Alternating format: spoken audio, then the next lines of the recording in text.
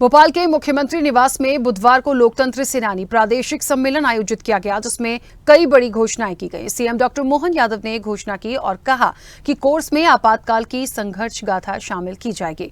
लोकतंत्र सेनानियों को राज्य के सर्किट हाउस में 50% रियायत पर आवास सुविधा 3 दिन तक मिलेगी। शेष रह गए सेनानियों को सम्मान स्वरूप ताम्रपत्र प्रदान किए जाएंगे। साथ ही उन्होंने कहा कि टोल नाकों पर टैक्स की छूट प्रदान होगी। आयुष्मान कार्ड से इलाज में भुगतान जारी करने में देरी नहीं होगी। एयर टैक्सी सुविधा में 25% की रियायत प्रदान की जाएगी।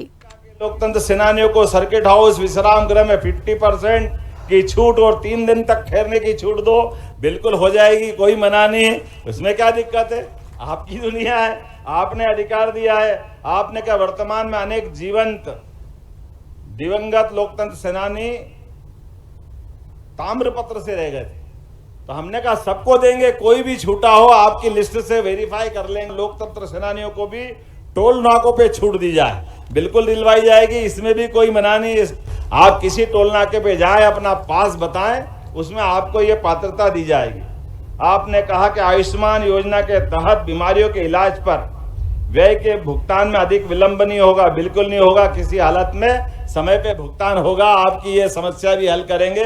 बल्कि एक चीज और जोड़ देता हूं, कोई भी हमारा स्वतंत्रता सेनानी के समान लोकतंत्र सेनानी भी कोई बीमार होकर कहीं भी किसी स्थान पर रहेगा और उसको तुरंत गंभीर चिकित्सा अवस्था के आधार पर अगर एयर एम्बुलेंस की जरूरत पड़ेगी, सरकार वो दे करके उसकी भी मदद करने का प्रयास करेगा। आपके प्राण जरूरी है।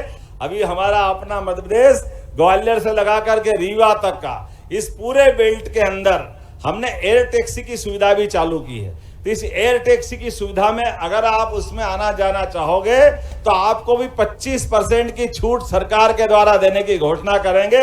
आकस्मिक रूप से जल्दी आना है